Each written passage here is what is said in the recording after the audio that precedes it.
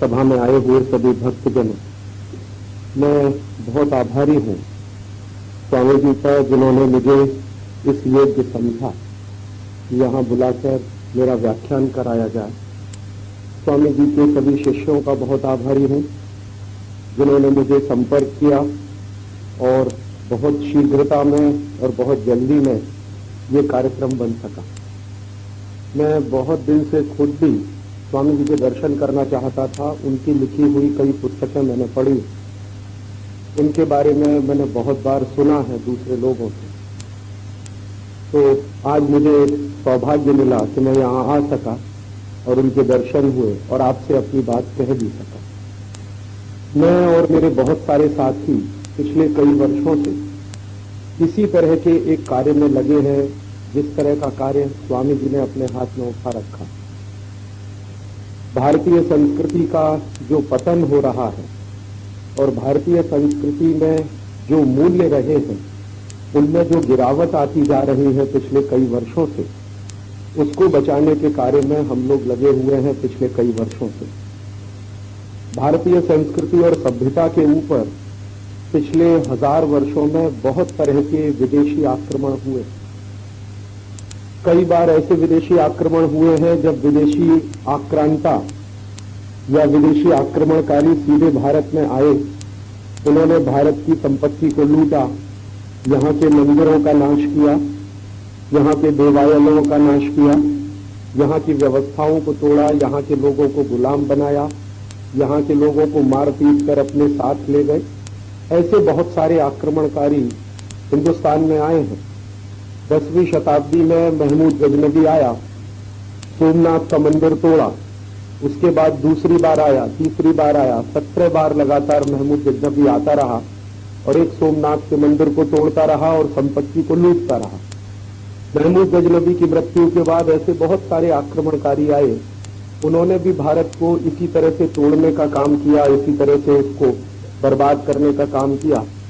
15वीं 16वीं शताब्दी तक ये मुस्लिम आक्रमणकारियों का ज्यादा आक्रमण होता रहा भारत के ऊपर, और उसके बाद यूरोप के आक्रमणकारियों का भयंकर तरीके से आक्रमण हुआ भारत के ऊपर। यूरोप की तरफ से जो सबसे पहला आक्रमणकारी भारत में आया वो वास्को डी गामा था, 1498 में।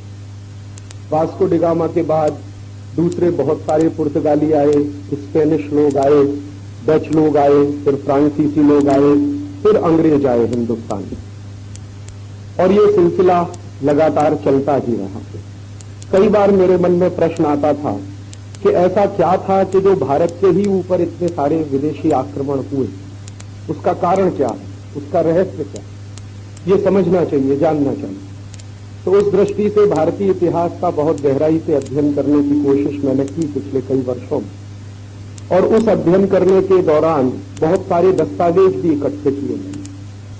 कुछ 50,000 से ज्यादा दस्तावेज पिछले 10 वर्षों में मैंने और मेरे साथियों ने इकट्ठे किए हैं, और उनमें से काफी दस्तावेज विदेशों से लाने पड़े। लंदन नाम का एक शहर है इंग्लैंड में, वहां पर हिंदुस्तान की इतिहास की जानकारी देने वाले लाखों दस्तावेज रखे हुए हैं। लंदन में एक हाउस ऑफ कॉमन्स है, वहां की लोकसभा है। जैसे हमारे देश में दिल्ली में लोकसभा और राज्यसभा है, जिसको हम संसद कहते हैं, वैसे ही इंग्लैंड की भी संसद है, इंग्लैंड की भी एक लोकसभा है और राज्यसभा है। तो इंग्लैंड की लोकसभा को हाउस ऑफ कॉमन्स कहते हैं। तो वहां पर एक बहुत बड़ी लाइब्रेरी बनी हुई है, वहां पर एक बहुत बड़ा पुस्तकालय बनाया हुआ है। कई सौ साल पुराना है वो, 1000 साल पुराना है शायद। तो वहां हिंदुस्तान के बारे में लाखों दस्तावेज पड़े हुए हैं। तो उनमें से कुछ 50,000 दस्तावेज हम लोगों ने निकाले हैं पिछले 10 वर्षों। काफी पैसा इसमें हम लोगों ने खर्च किया, लेकिन हमें उसमें काफी सफलता मिली जब इन दस्तावेजों को हम निकाल कर लाए। और इन दस्तावेजों को निकालने के पीछे हमारे मन का उद्देश्य यही रहा कि आखिरकार हम ये समझना चाहते थे कि इस देश के ऊपर इतने सारे विदेशी आक्रमण क्यों हुए, उसका कारण क्या था, और अगर ऐसे विदेशी आक्रमण होते रहे हैं तो कभी आगे भी हो सकते हैं, तो उससे बचने का कोई रास्ता हो सकता है क्या। मैंने ऐसा महसूस किया है पिछले 10 वर्षों में कि अगर किसी समस्या का गहराई से समाधान ढूंढना हो तो उस समस्या का वर्तमान तो ठीक से समझना ही पड़ता है, उसका भूतकाल भी समझना पड़ता है। और भूतकाल और वर्तमान अगर दोनों ठीक से समझ में आ जाए तो फिर उसका भविष्य भी समझ में आने लगता है। तो इस दृष्टि से हमने वो काम किया और उस काम को करने के बाद जो ज्ञान मिला, जो जानकारी मिली, वही मैं आपसे कहने के लिए आया कि पिछले 1000 साल में ये सबसे ज्यादा विदेशी आक्रमण हिंदुस्तान के ऊपर एक तो इसलिए हुए कि हमारा राष्ट्र बहुत समृद्ध था। हमारा राष्ट्र बहुत समृद्ध था, शक्तिशाली था। हमारे राष्ट्र के पास संपत्ति बहुत थी। हमारे राष्ट्र में मूल्य बहुत ऊंचे रहे थे। सांस्कृतिक विरासत हमारी बहुत ऊंची थी। तो विदेशियों को एक तो जलन होती रही हमसे, हमारी संपत्ति के ऊपर उनकी आंख लगी रही, और दूसरा विदेशियों के पास वो कुछ नहीं था जो भारत में था, तो वो उसको लूटकर अपने यहां ले जाने की कोशिश करते रहे। तो इसलिए ये सारे के सारे विदेशी आक्रमण होते रहे। विदेशी आक्रमण 1947 में खत्म हो गए ऐसा हम सब लोग मानते हैं, क्योंकि 1947 में भारत आजाद हो गया। 10वीं 11वीं शताब्दी से जो परदेशियों ने भारत में आना शुरू किया, 1947 में 15 अगस्त को हमने मान लिया कि भारत आजाद हो गया, परदेशी आक्रमण अब भारत पर नहीं होते। लेकिन मेरी मान्यता कुछ अलग है। परदेशी आक्रमण आज भी हो रहे हैं, उनका स्वरूप बदल गया। पहले विदेशी आक्रमण सीधे सीमाओं पर होता था। कोई विदेशी आक्रांता आता था, हमारे गांवों को लूट के ले जाता था, मंदिरों को लूटता था, लोगों को मारता था, पीटता था। एक तरीका था ये, लेकिन आज तरीका बदल गया। समय बदल गया है, समय के हिसाब से तरीका बदल गया। आज भी परदेशी आक्रमण होते हैं, लेकिन वो परदेशी आक्रमण मानसिकता में होते हैं, विचार में होते हैं, सांस्कृतिक होते हैं, राजनीतिक नहीं होते, सीमाओं पर नहीं होते हैं, लेकिन आपके देश की सांस्कृतिक व्यवस्थाओं पर होते हैं। और इस समय भी वो भयंकर तरीके से चल रहे हैं। और किस तरह से चल रहे हैं? जैसे कभी अंग्रेजों ने हिंदुस्तान में गुलामी लाने के लिए ईस्ट इंडिया कंपनी को भेजा था, वैसे ही आज हिंदुस्तान में 4000 परदेशी कंपनियां फिर से काम कर रही हैं। और उन 4000 परदेशी कंपनियों का धंधा पूरे भारत में चल सके, इसके लिए भारत सरकार खुद कानून बना रही है। परदेशी कंपनियों का व्यापार बढ़ाने के लिए कानून बनाए जा रहे हैं, उनको मुनाफा हिंदुस्तान में कमाने के लिए कानून बनाए जा रहे हैं, वो मुनाफा कमा के हिंदुस्तान के बाहर ले जाएं, उसके लिए कानून बनाए जा रहे हैं। ऐसे बहुत सारे नियम कायदे कानून इस देश में बनाए जा रहे हैं। और इसी के साथ साथ जो बची हुई भारतीय संस्कृति है, उसको बर्बाद करने के लिए भी कानून बनाए जा रहे हैं। हमारे देश की काफी संस्कृति की बर्बादी तो पिछले 1000 साल में हुई है, लेकिन फिर भी भारतीय संस्कृति में कुछ ऐसे तत्व जिंदा रह गए हैं, कुछ ऐसे मूल्य जिंदा रह गए हैं जो सनातन है, जिनको मारना सबके बस की बात नहीं। लेकिन उन सनातन मूल्यों को भी हमेशा हमेशा के लिए खत्म कर दिया जाए और एक भारतीय समाज को ऐसा बना दिया जाए जो पूरी तरह से परदेशी संस्कृति आधारित हो जाए, उसकी कोशिश आज भी चल रही है। पहले जो काम कोई विदेशी आक्रमण करके करता था, अब वो काम कानून बनाकर किया जाता है। बस इतना फर्क हो गया। जैसे मान लीजिए कोई विदेशी राजा को हिंदुस्तान के करोड़ों लोगों को मारना है, तो वो आएगा और सीधे मार देगा।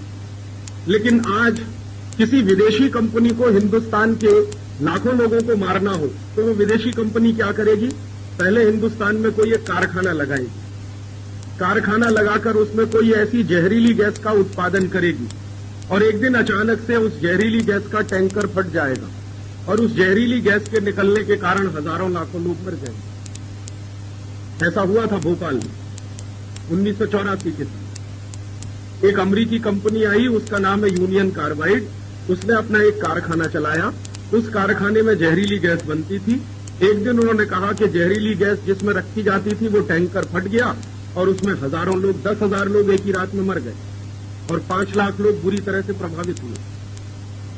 तो अगर कोई विदेशी राजा आता और उन 10,000 लोगों को सीधे मारता, वो एक तरीका था। उन्होंने राजा को नहीं भेजकर अपनी एक कंपनी को भेज दिया और उस कंपनी ने 10,000 लोगों को मार दिया। बात तो वही हुई ना।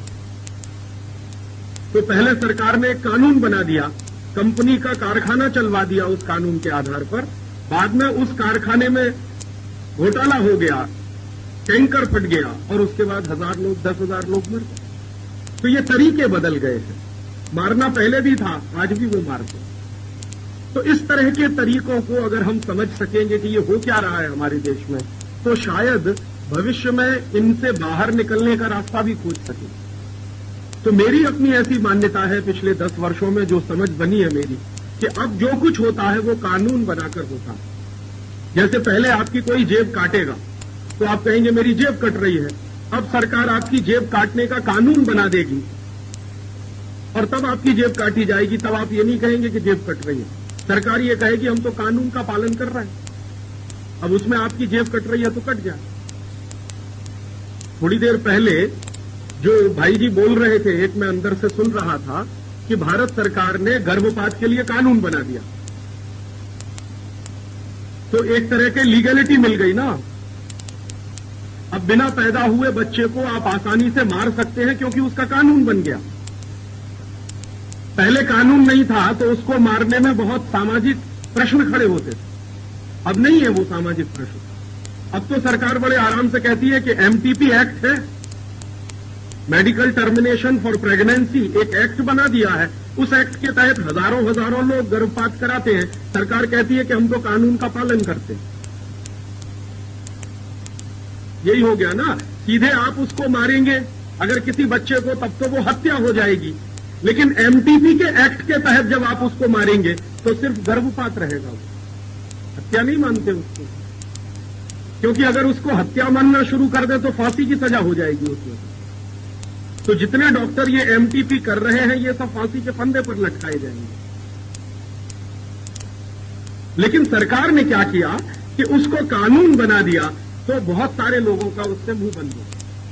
अगर बिना कानून बनाए ये खेल चलता तो शायद इसमें हंगामा बहुत हो जाता पूरे देश में। लेकिन अब वो कानून बनाकर चलाते हैं तो व्यवस्था तो वैसी ही चलती है जैसे कभी अंग्रेजों के जमाने में चलती आज भी। तो मैं यही आपसे कहना चाहता हूं कि ये भारतीय संस्कृति के जो जिंदा मूल्य है उन्हीं को नष्ट करने की लगातार साजिश पिछले कई वर्षों से चल रही है। भारतीय संस्कृति का जो सबसे गहरा मूल्य मेरे समझ में आया है पिछले 10 वर्षों में, वो अहिंसा का और बहुत सनातन है। और बहुत सनातन है। क्यों सनातन है? मैंने मेरे बचपन से सीखा इसको। मेरी माँ को मैंने कई बार देखा जब वो झाड़ू लगाती थी घर की सफाई करने के लिए, तो वो इसका ध्यान रखती थी कि कोई चींटी झाड़ू के नीचे ना आए। एक बार मेरी माँ को मैंने कहा कि तुम ऐसा क्यों करती हो, चींटी अगर मर जाती है तो क्या फर्क पड़ता? तो उसने कहा पाप लगता। मैंने फिर मेरी माँ से इससे ज्यादा पूछने की कोशिश की कि ये पाप क्या होता है, पुण्य क्या होता है। तो उसकी जितनी समझ थी उसने मुझे बताया। लेकिन आज मेरी समझ जो बनी है तो कुछ इस तरह की है कि चींटी को हम इसलिए नहीं मारते कि पाप लगता है, उससे भी गहरी एक दूसरी बात है। हम सब हिंदू लोग पुनर्जन्म में विश्वास करते हैं। मैंने हिंदुस्तान पूरा देखा और हिंदुस्तान में रहने वाले जो भी लोग हैं जो भारतीय संस्कृति को मानते हैं, जो सनातनता में विश्वास करते हैं, मैंने उनसे एक ही बात पूछी है कि आप मुझे कोई एक ऐसा मूल्य बताओ जो कहीं विदेश में माना नहीं जाता। तो जो पढ़े लिखे लोग हैं जो समझते हैं विदेश को और भारत को, वो कहते हैं कि राजीव भाई पुनर्जन्म किसी दूसरे देश में नहीं माना जाता। अमेरिका में और यूरोप में पुनर्जन्म नहीं मानते, माने ये क्रिश्चियनिटी और इस्लाम में पुनर्जन्म की कल्पना नहीं है। ये जो क्रिश्चियन धर्म है और ये जो इस्लाम धर्म है, इन दोनों धर्मों में पुनर्जन्म की कोई कल्पना नहीं है। दुनिया में एक ही धर्म है, हिंदू धर्म, जिसमें पुनर्जन्म की कल्पना, और एक जन्म की नहीं, करोड़ों जन्म की कल्पना। तो हम चूंकि पुनर्जन्म की कल्पना में विश्वास करते हैं, इसका अर्थ क्या हुआ? इसका अर्थ यह हुआ कि हमें मालूम है कि आज हम मनुष्य हैं, कल चींटी भी हो सकते हैं, परसों बिल्ली भी हो सकते हैं, सांप भी हो सकते हैं, केचुआ भी हो सकते हैं, कुछ भी हो सकते हैं। ईश्वर ने हमको ये मनुष्य जन्म दिया, हमारा सद्भाग्य। लेकिन योनियां तो बहुत सारी हैं, करोड़ों योनियां हैं, हमें उनमें से किसी दूसरे में भी जन्म मिल सकता है।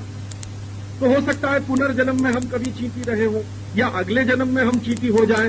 तो अभी हमने अगर चींटी को मारा तो अपने किसी भाईबंध को ही तो मार दिया। वो किसी जन्म में मनुष्य भी हो सकती थी ना। आज वो चींटी है, कभी किसी जन्म में मनुष्य हो सकती थी। या आज वो चींटी है, अगले जन्म में वो कुछ और हो जाएगी। आज हम मनुष्य हैं, अगले जन्म में हम चींटी हो जाएंगे। इसका माने चींटी का हमारा कुछ नजदीकी रिश्ता है और वो पुनर्जन्म से जुड़ता। तो इसलिए हमने मान लिया कि चींटी को नहीं मारना, उससे हिंसा हो जाएगी, पाप हो जाएगा। और वो पाप क्या हो जाएगा कि हमने अपनी ही जैसी आत्मा की हिंसा करी। और हम तो ये मानने वाले हैं ना कि चींटी में भी आत्मा है, हम में भी आत्मा है। आत्मा दोनों की बराबर जैसी है, शरीर दोनों का अलग हो सकता है। भगवान तो हर जगह यही कहते हैं कि आत्मा सब में एक जैसी है, तो उसमें भी आत्मा है, हम में भी आत्मा है। सब में अगर आत्मा है तो हम तो किसी को मार नहीं सकते, सब हमारे सहकर्मी हो सकते हैं। और शायद हम किसी को मार नहीं सकते, इसलिए हिंदुस्तान के इस हिंदू धर्म में जीव जगत के कल्याण की बात कही है, सिर्फ मनुष्य जगत के कल्याण की बात नहीं, पूरा जीव जगत का कल्याण है। हम कहते हैं ना, जीव जगत का कल्याण हो, मेरे सिर्फ अकेले का नहीं, चींटी का भी कल्याण हो, हाथी का भी कल्याण हो, शेर का भी कल्याण हो, सर्प का भी कल्याण हो, कछुए का भी हो जाए। तो जीव जगत में जितने हजारों लाखों करोड़ों प्राणी है, सबका कल्याण हो, क्योंकि सब हमारे ही जैसे हैं। तो सबका कल्याण हो, सब हमारे ही जैसे हैं, तो हम तो किसी की हिंसा नहीं कर सकते, हम तो किसी को मार नहीं सकते। इसलिए ये अहिंसा का तत्व भारतीय संस्कृति में सबसे प्रधान तत्व है। यूरोप में ऐसा नहीं, अमेरिका में ऐसा नहीं। मैंने यूरोप भी देखा है, अमेरिका भी देखा, 2-3 वर्ष में रहा भी होगा। मैंने वहां के लोगों को भयंकर हिंसा करते हुए देखा, क्योंकि उनके मन में इस बात की कोई कल्पना नहीं है कि तुमको ये जन्म मिला है तो अगला जन्म भी मिलने वाला है। यहां जो धर्म सिखाया जाता है, जैसे इस्लाम और क्रिश्चियनिटी, उन दोनों धर्मों में उनको ये सिखाया जाता है कि कल्याण हो मनुष्य जगत का, जीव जगत का नहीं। और उसकी व्यवस्था में मनुष्य को प्रधान माना जाता है, बाकी जीव जगत उसमें गौण हो जाता है।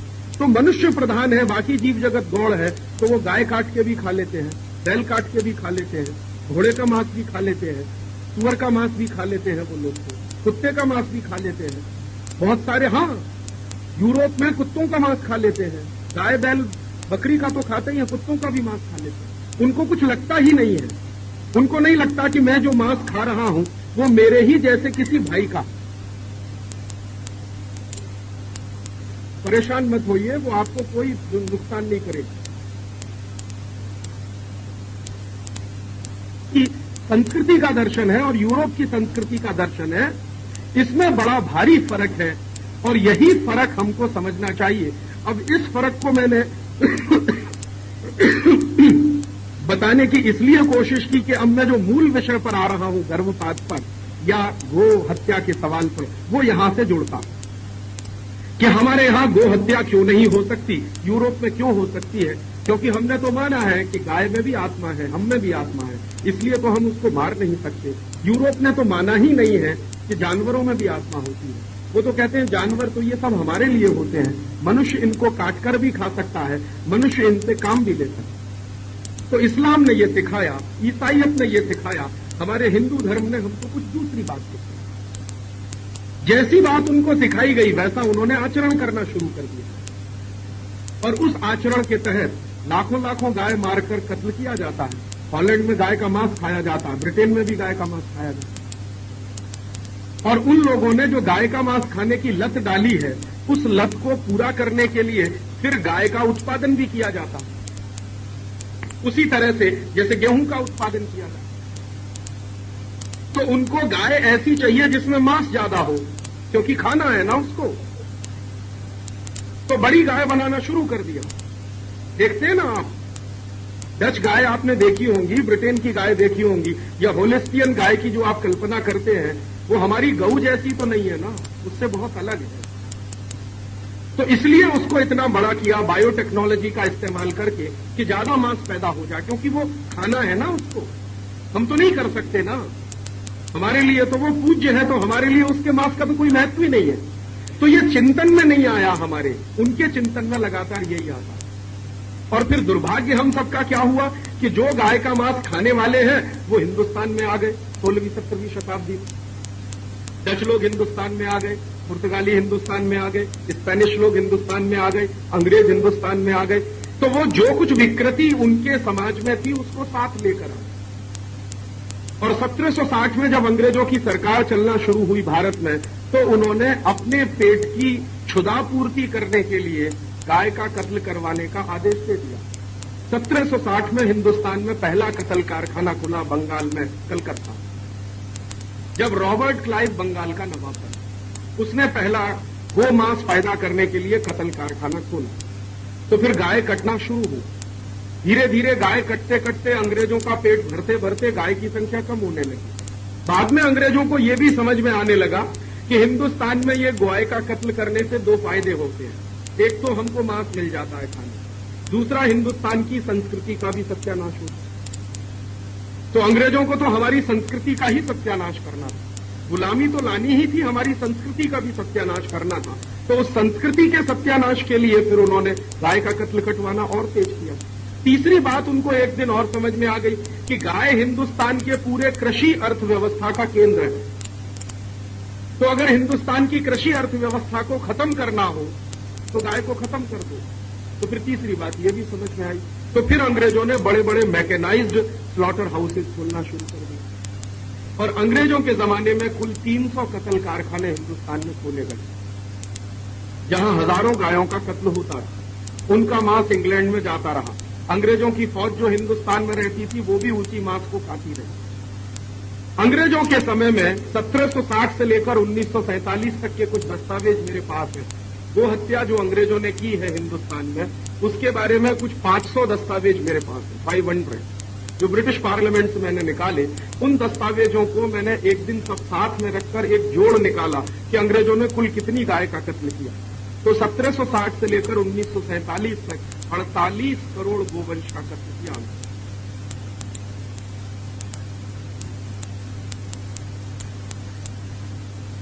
कैसी प्रजा हो सकती है अंग्रेजों की, उसका ये एक नमूना। वो 48 करोड़ गोवंश का कत्ल उन्होंने कर दिया। वो 48 करोड़ का गोवंश अगर जिंदा होता, कभी आप कल्पना करिए, तो आज गाय की संख्या हिंदुस्तान में मनुष्यों की संख्या से ज्यादा होती, और ज्यादा नहीं होती तो कम से कम मनुष्यों की संख्या के बराबर तो होती। हम 100 करोड़ लोग हैं तो 100 करोड़ गाय होती इस देश में कम से कम, और 100 करोड़ लोग 100 करोड़ गाय होती तो हिंदुस्तान में बहुत कुछ गरीबी और बेकारी का प्रश्न हल हो गया होता। क्योंकि गाय दूध तो देती है, उस दूध से आप बहुत कुछ बना सकते हैं, उसकी बिक्री कर सकते हैं, अपनी जीविका चला सकते हैं। उसके बाद उसका गोबर भी निकलता है, उसमें लक्ष्मी बसती है, उसको खेत में डालकर अन्न पैदा करने के काम में ला सकते हैं। जो गोमूत्र निकलता है उसमें कई तरह के ऐसे अच्छे से अच्छे रासायनिक तत्व विद्यमान हैं जिनसे आप सैकड़ों किस्म की दवाएं बना सकते हैं। वो खेती के भी काम आ सकती है, मनुष्य के भी काम आ सकती है। 108 तरह की दवाएं तो मैंने खुद बनाकर प्रयोग करके देखी जो मनुष्य के काम आती है। अच्छी से अच्छी, गहरी से गहरी बीमारियां दूर होती है। डायबिटीज नाम की बीमारी किसी भी एलोपैथी के डॉक्टर के बस में नहीं है कि वो ठीक कर सके, लेकिन गोमूत्र में शक्ति है कि कितनी ही खतरनाक डायबिटीज हो ठीक हो जाती है 3 महीने में, 4 महीने। अर्थराइटिस की बीमारी एलोपैथी के किसी डॉक्टर के पास उसका कोई इलाज नहीं है। गोलियां देकर आपको थोड़ी देर के लिए दर्द बंद करा देगा, लेकिन जब जाड़ा आएगा फिर दर्द शुरू हो जाएगा। गोमूत्र में इतनी शक्ति है कि अर्थराइटिस को हमेशा के लिए खत्म कर देगा। ऐसी जो सबसे खतरनाक बीमारियां मानी जाती हैं जिनका इलाज एलोपैथी में भी नहीं है, वो गोमूत्र में है। तो गाय तो सब तरह का आर्थिक व्यवस्थापन चलाने का केंद्र बिंदु रहा है इस देश में हजारों साल से, सनातन वर्ष से। उसको खत्म जब किया अंग्रेजों ने तो भारतीय अर्थव्यवस्था का केंद्र बिंदु तोड़ दिया अंग्रेजों ने। बाद में मुझे ऐसा लगता था कि 1947 में तो ठीक है, अंग्रेज चले गए तो फिर अंग्रेजों की नीतियां भी चली जाती इस देश में। महात्मा गांधी कहते ही थे कि अंग्रेज चले जाएंगे तो शायद अंग्रेजियत भी चली जाएगी इस देश में, लेकिन ऐसा नहीं हुआ, उल्टा हो। अंग्रेज तो चले गए लेकिन अपनी औलादें छोड़कर गए, और अंग्रेजों की औलादों ने ही शासन किया पिछले 50 साल। ये जो शासन करने वाले लोग हैं इनको मैं अंग्रेजों की औलाद कहता हूं, ये काले अंग्रेज। आप पूछोगे क्यों कहते हो राजीव भाई आप इनको? मैं इसलिए कहता हूं कि अंग्रेज जब हिंदुस्तान छोड़कर गए थे तो 300 कत्ल कारखाने थे। ये अंग्रेजों की औलादों के शासन में 36,000 कत्ल कारखाने हुए।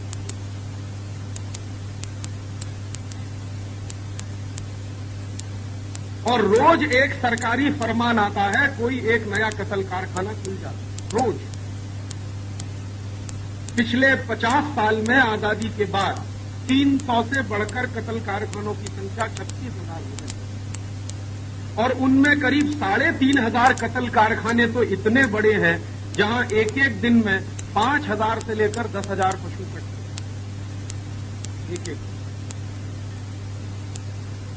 तो करोड़ों गोवंश का सत्यानाश तो अंग्रेजों की सरकार ने किया, अब उससे ज्यादा करोड़ों करोड़ों का सत्यानाश भारत की सरकारें करती। और कभी कभी मैं इन नेताओं से मिलता हूं और पूछता हूं कि तुम सबकी बुद्धि भ्रष्ट हुई है क्या?